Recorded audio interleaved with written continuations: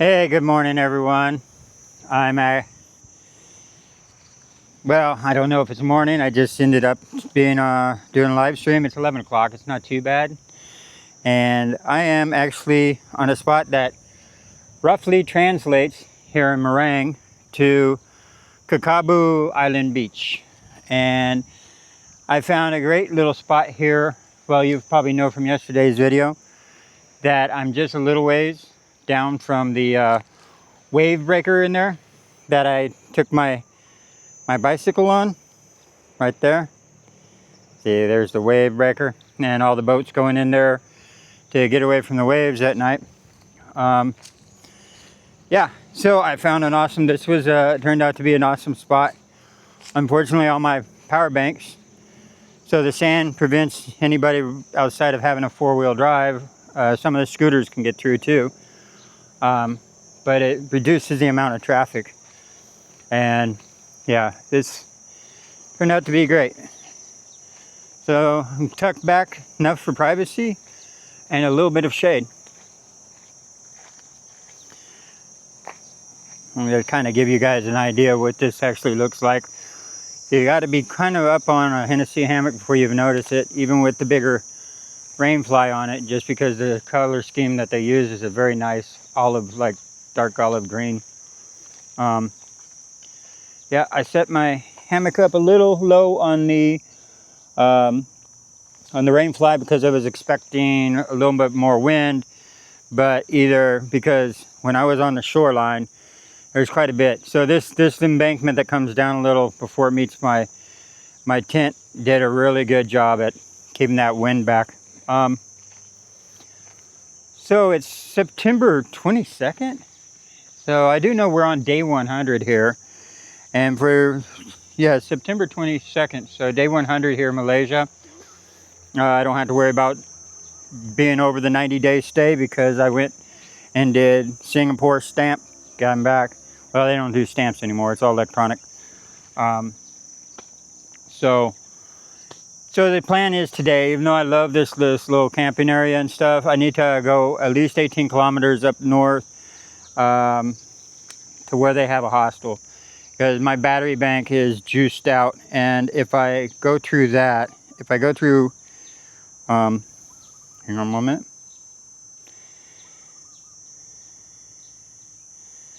Sometimes it's hard to actually open this. Give me a second here, guys. Okay, guys, I just want to get in the shade a little. So if I didn't mention, I'm in Merang, and the more affordable accommodations being like hostel-wise, because all my battery banks are running up on dry now. I could push another day out of it, but the fact is I would be hard-pressed for getting to somewhere to charge up my stuff tomorrow. I might not have any juice. I don't know. I could probably push another day out of it, but Terengganu is like 18 kilometers north of here, and I might as well go ahead and push on up that way. Merang looks awesome, honestly. Kind of scary though. They're putting in a big old elevated freeway and right through town, kind of like KL type thing. But you know, it's scary because sometimes you can take away from the feeling of a small, you know, nice little fishing village right on the ocean with a river type feel, and now all of a sudden it's like, now you have Boston or something, you know, or Chicago or something, you know, where it's like a train runs right through it. So, yeah, so freeways can have negative impacts on places. I lived in Sacramento, and they had Business 80 run right through Sacramento, so it's not like I'm familiar with these. We do it to our cities and towns too, but Merang seems to be such a nice little spot that you wouldn't expect a big old freeway to be coming through. And it can affect the businesses negatively too, because if you can bypass a city altogether, or a town altogether because now you're locked into the freeway, right? Because it's off the ground, you know, it's up there a good 30 feet or whatever. You can't just, oh, there's a store there, let's pull off, you know. It's the same way with the ditches, you know. And the same way with all the one-way streets here in Malaysia, is it has to, I mean, it doesn't have to, it does. It negatively affects the people that are trying to make livelihoods because, you know, when you see, oh, there's a little grocery store over here, I want to pull over and pick up a soda pop. But to get to there, I have to drive down 2 kilometers this way, make a U-turn, and come all the way back just to turn in and get a soda pop. You're like, nah, I'll just wait until something's on my side. So now you're limited to only things on your side, and it affects the other side of the business. And you're like, well, wouldn't that be even across the board? No, because people are going to be going in one direction a lot heavier than going in the other direction. You know, you're gonna have more people going into town than actually leaving towns. Yeah, so it's anyway. I just, you know, it's kind of odd that a lot of the designers of the streets and stuff, the city designers didn't take a lot of this into consideration. Like the ditches are another one, and fences are a bad thing, and they're just everywhere. They're so hard pressed to trying to control the traffic that they over control it. You know, where it would almost be better to go back to dirt roads, because dirt roads actually make more sense. If a dirt road is neutral, right? Well, then the streets are actually below neutral because they're overly trying to control it. And instead of having a right turn lane where you can turn right, like I said, you got to go down this way, turn a U-turn back, and then turn left. Well, that's causing the people to stay on the road longer than necessary, which is causing congestion on the roads and stuff. Then you have open ditches, which are, one, dangerous, you know, and stuff like this. And the thing is you could probably cut back 15% of the deaths that are on the road all the time here in Malaysia are probably caused by just the poorly constructed roads. But they're in good condition. That's the funny part. They're not bad roads. They're just bad designs. Anyway, I'm not trying to poo-poo on anything. It's just that's one of the bad things I would say about Malaysia is the roads, the design of the roads, even though they're all in good condition and stuff. You know, like another thing is to get across the road to the other side, they put all the money into making the stairways up, a road across, and then stairways down, when they could easily just put in a 4-way stop, right, with crosswalks and a light that you hit, you know, like, Deke, I need to cross, you know, or even, you don't even need a 4-way cross with a stoplight. Sometimes you just need like a crosswalk that is only activated when you press it, and then it stops traffic. That's very popular and very handy when you don't want to put in an actual crossroad. But anyway, guys, I'm not trying to tell you guys what to do and stuff like that. It's just one of the things I ran into Malaysia. That's I know the locals, you know, have the same problems, because you end up having to drive down the wrong way on a scooter, on the wrong way on a road, which causes dangers. You're forced to make these decisions that you're forced to actually go out and to do your own, you know, road improvements and stuff. You know, I see where people get their own cement and they make their own ramp over the curb just to get to the other side. And it's like, that shouldn't have to be done, guys, you know. But anyway, I know that's probably a sensitive topic to some people. And like I said, we all have different problems with different things in our own countries and stuff. And I'm not trying to poo-poo on anything. I just said Malaysia is so nice that, you know, unfortunately the roads are just badly designed, you know. And it's notorious. Some spots are worse than others. And some spots get way over confusing. Like KL is way over confusing. Brand new, like, yeah, JB, watching what they're building right there, like all that new construction right there by I guess that's the train/bus system. It's, you know, for getting over to like Singapore and stuff like that. That's crazy. That's just an octopus that they're building. Like, they're just straight up building an octopus. And it's like, that's way overcomplicated. That's so wrong. That's like, why are you building that brand new, you know? And yeah, I have pictures of it. You can go back and look. Anyway, guys, I'm blabbing way too long. I'm gonna hit the road, go north. just do what I keep doing. I've been running out of ideas because I do just this. You know, this is what I do, is just ride a bicycle, camp, and then shower up and charge up when I need to. But it's like, there's only so many times you can ask AI to create the same type of, it's like, well, this is what I did today. And they're like, they just keep spitting out the same thing. Homeless hammock camping, homeless hammock. I'm like, oh, I've completely ran out of ideas for titles and ran out of ideas for thumbnails because the subject's not changing. If I was doing how-to videos and stuff like that, then I could title it each subject that I'm going over, right? But the fact is, I'm out of ideas. So that's one of the things I'm trying to figure out right now. But it's like, so if you see some of my thumbnails and titles just going a little generic and like obvious, it's because I don't know what an alternative is. But anyway, guys, it's good morning, everybody. Let's go ahead and pack up. Let's see what the north has. We're coming up to the ending of the trips here, where I've actually done all of Malaysia here in a circle. And a lot of people want to know what's going on, where I'm going next. My idea is always go to whatever's closest. And if I can cross on the ground border, then cross on the ground border. If I have to take a ferry, would probably be my next. But if I really have to, an airplane, if it's because I can ditch my bike. I can pick up another cheap bicycle anywhere I want.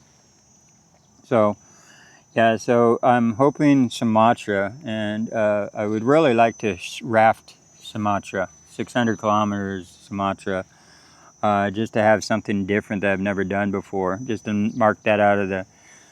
But at the same time, I would like to start hopping the trains again.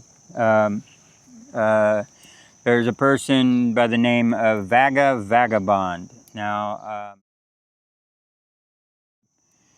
he kind of inspired me because watching some of his videos, he internationally goes around and hop trains.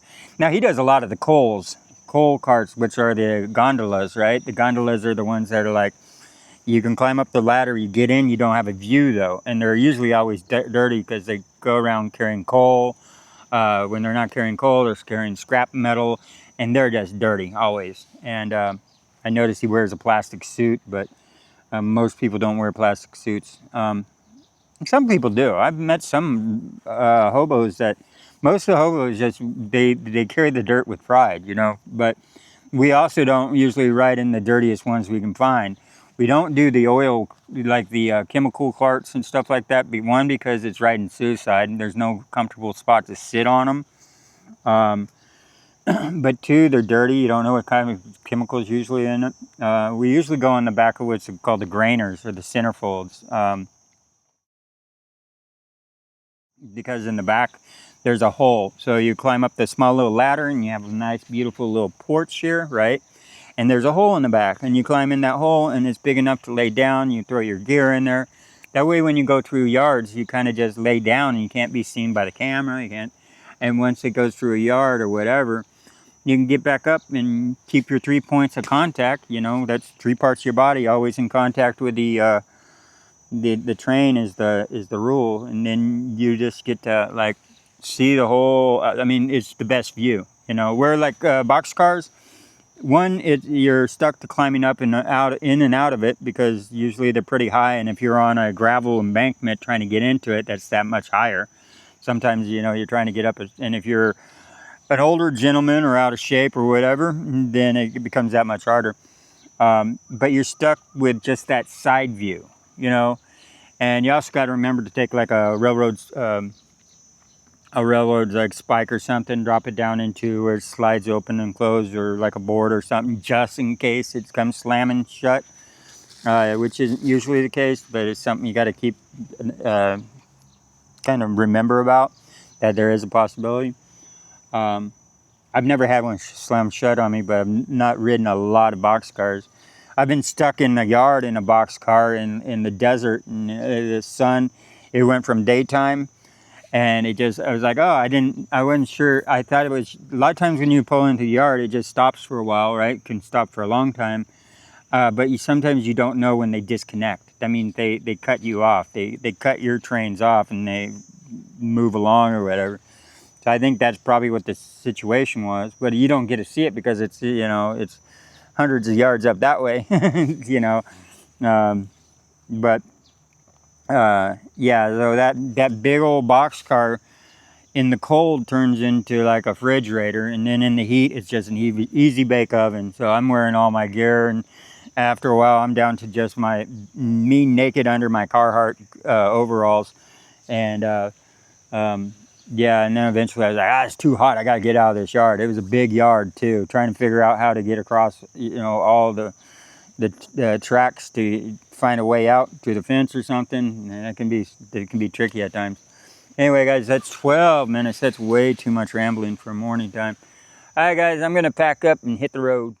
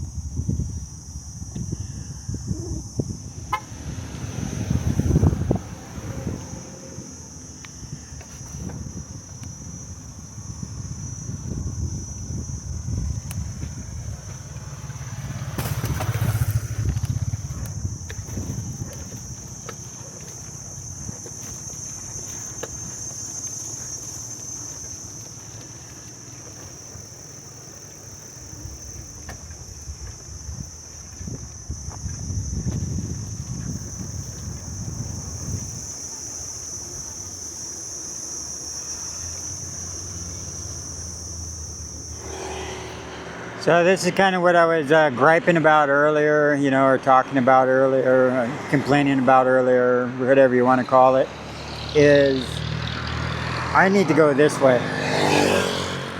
But the thing is you got a divider in the middle with a ditch. You also have a divider in the middle with a gate. So I'm either forced to go down the wrong way, right?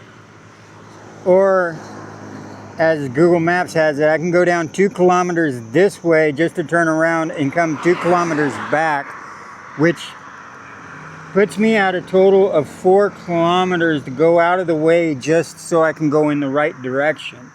So these roads are causing me to be in, because the scooter drivers like to be on this little side, you know, road. So the road, and if they're not paying attention, then I could easily get ran into. Like if they're on their phone, like a grab driver does, and they're trying to figure out directions or something. Now I'm actually putting myself in jeopardy by going. But the alternative is to do 4 kilometers to get directly back where I am on the opposite side. 2 there, 2 back. So my choice is to actually just go against traffic until something opens up on this side. So that's what I was trying to, the point I was trying to make, because comparably, Merang has better roads. They do. I mean, they're better designed, but this is just so common. And you could probably cut back on 15% of the accidents on the road are probably caused by poorly designed roads that are causing people to take, well, chances like I'm about ready to take. So anyway, I was just wanting to make it clear that I wasn't trying to poo-poo on anything Malaysia. It's just one of the things that are very obvious are, yeah, too bad, you know. It's just, you know, it is what it is. So, down the wrong way. Here we go.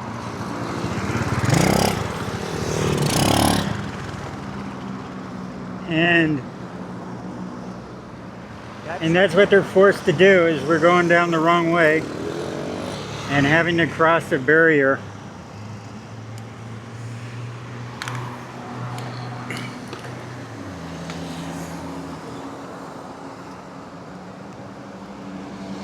Or go down the wrong way. It's one choice or the other. I might actually go take that barrier along with them, just so I can get on the right side of the road.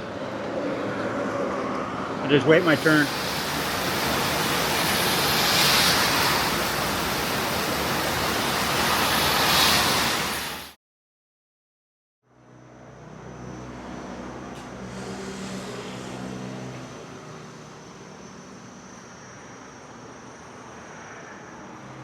Well, the rain let up, and I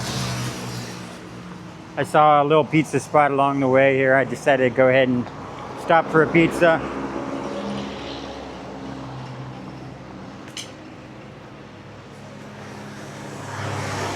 Which I'm hungry, man. I haven't eaten all day, so what I ended up getting was, you should never order food when you're hungry. But I ended up getting a 7-inch pizza which is a meat pizza, which would be like beef. And I also ended up seeing this shepherd's pie. That's my favorite meal in the whole world. And then I ended up getting a mocha coffee.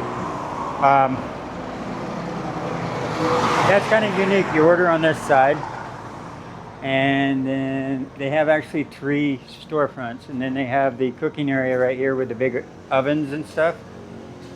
And hello. So they're cooking. And then there's another section right over here. I don't know what this is. Oh, it's more. That's probably where they make more ovens. So yeah, it's pretty cool. So they got three stores. So the sitting's on the outside. So I thought that was kind of crazy. So anyway, I'm gonna eat something. I actually got a lot of food, so I'd have food to go. That way I don't have to search for food later on. And then I'm gonna start looking for a hostel while I'm eating. So, all right, guys.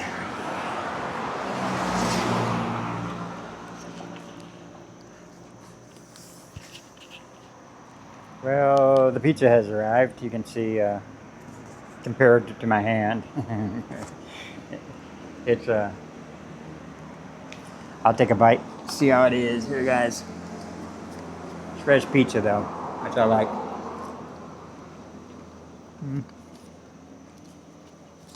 Yeah, pretty good. I like it.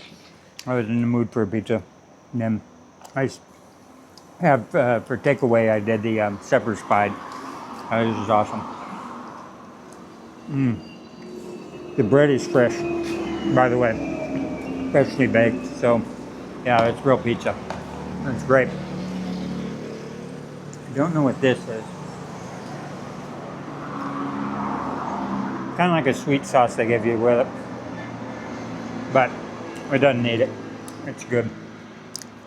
Okay, I had to pause on this one. This was just, I took a small bite from it, and it is good. It's really good. So I had to add that one in because it was just too good. That is so delicious, man. That is, yeah, that's really good. Anyway, I'll leave the name of the place there. Yeah, it's an awesome little bakery that you can eat your food fresh here. All right, guys. Cheers. Ooh-wee, look at that sky, guys. That's a storm just waiting to take me out.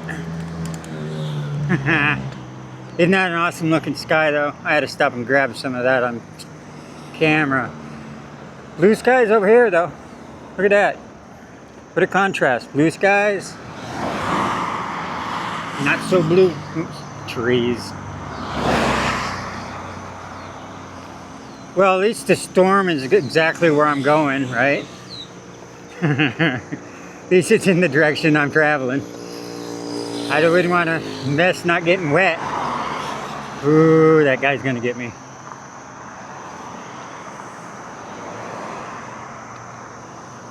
Yeah, oh well. Ooh, don't hit me.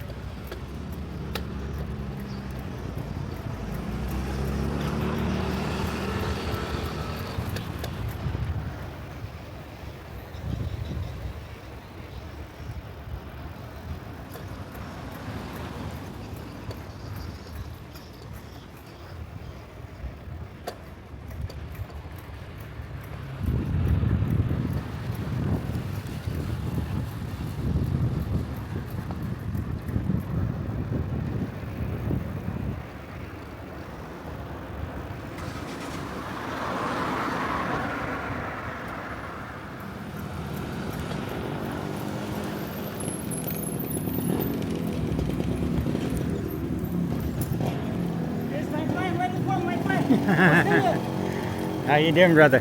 Huh? How are you doing? I'm fine, I'm fine. Where are you from? United States. United States, America. Yeah. Bicycling through Southeast Asia. Yeah, cycling. Yeah, from Vietnam. Cool.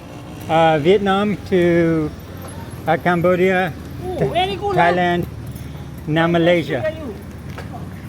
Very good. I got a couple of friends staying in United States. Okay, brother, this is where I'm at. You have a good day. And we're here, guys.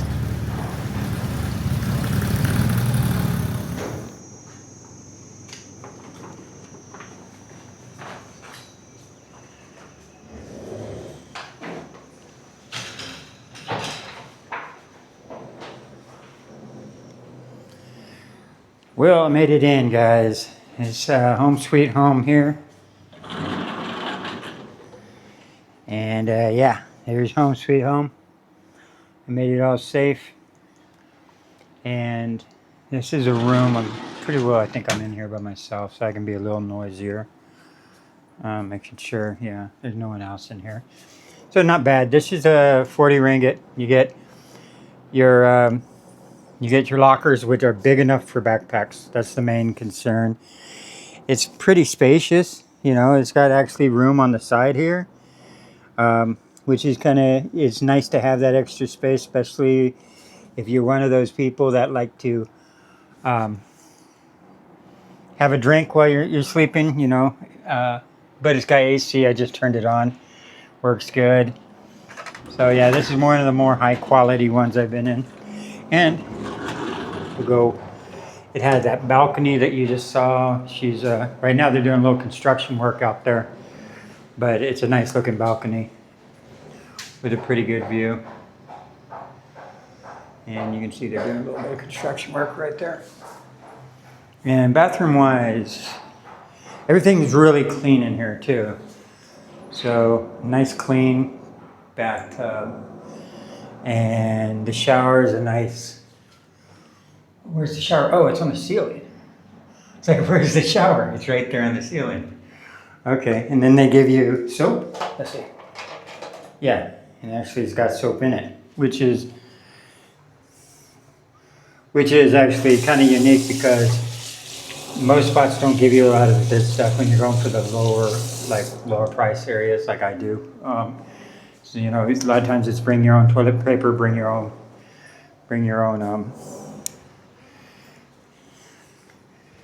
bring your own soap and bring your own toilet paper. So it's nice that this place is providing that. And yeah, it's nice. Let's see. So you get a better view out this window here, maybe. And I already checked the exit. That's locked, so I can't get out on the little thing. So what I did was I only booked for the night. Ooh, that's kind of nice. I gotta go check that out. So I only booked for the night because one, you never know with these places, you know.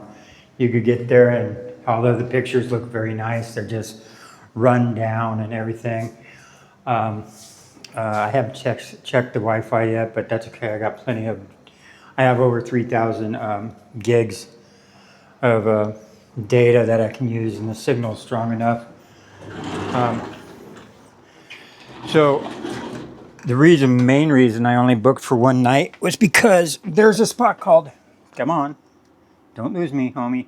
Okay, there you go. There's a spot called Hammock Park, which is just a little, slightly still in the same city, but it's just slightly to the north. And I was thinking if I could get everything charged up and wash all my stuff in the sink and all this stuff, and basically spend the rest of today preparing for tomorrow, I could go over there because it's not that far. It's over by the seaside, and it's over it's free camping area, right in the city, and yeah, it's just called Hammock Park, but it looks very, very, very nice. And but I talked to him. It's 40 ringgit a night, so $10.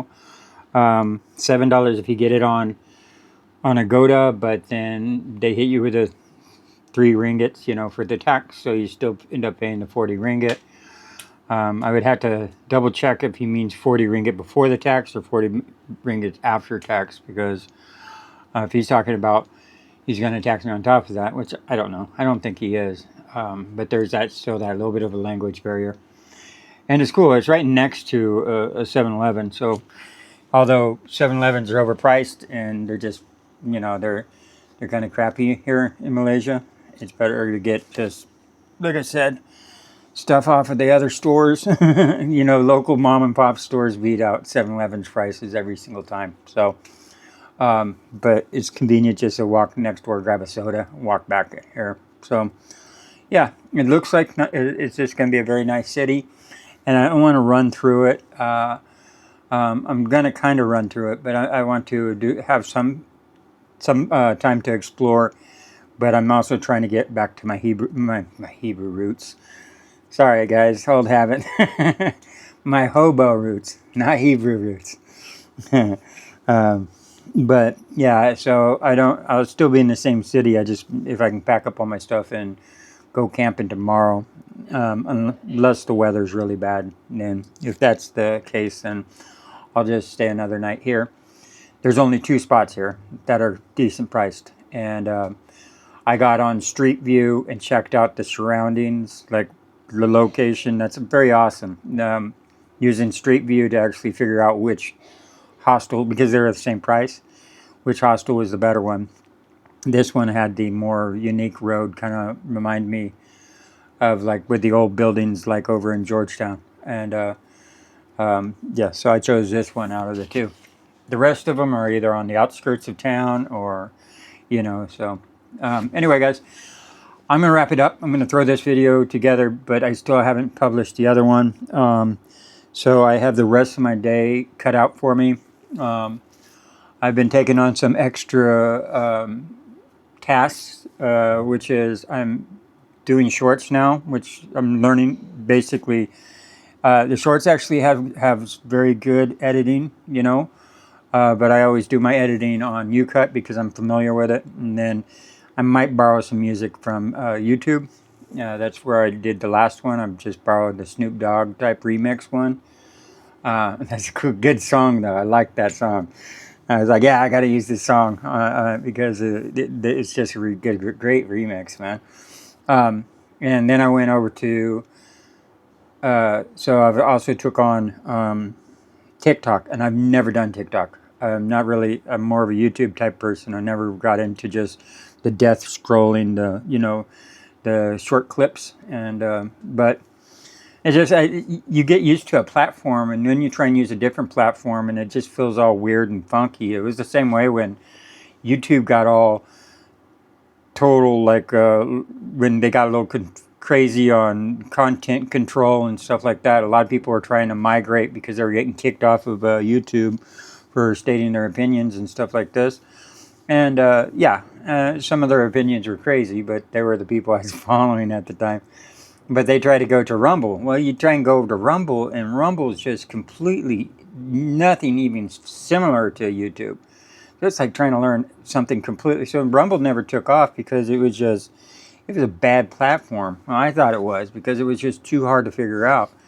And then the other one was Lighthouse. Lighthouse never even made it out the door because I think they got shut down by YouTube. YouTube didn't want them coming out as competition. They were going on the more or less the more freedom of speech. But the thing is freedom of speech. If freedom of speech is only freedom, you only have freedom of speech until someone disagrees with you. You know what I'm saying?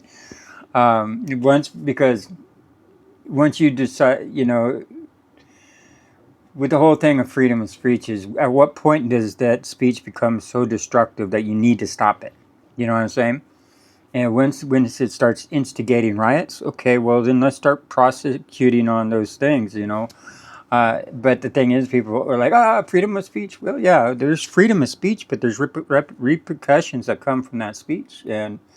But it's such a fine line, Facebook overstepped that line. I think YouTube kind of did, but I didn't notice too much. I just know people got shut down. But anyway, I don't know why I rambled like that. I mean, I just go on I go on a squirrel. I just start chasing squirrels down different trails and stuff. So sorry about that, guys. I do ramble a lot.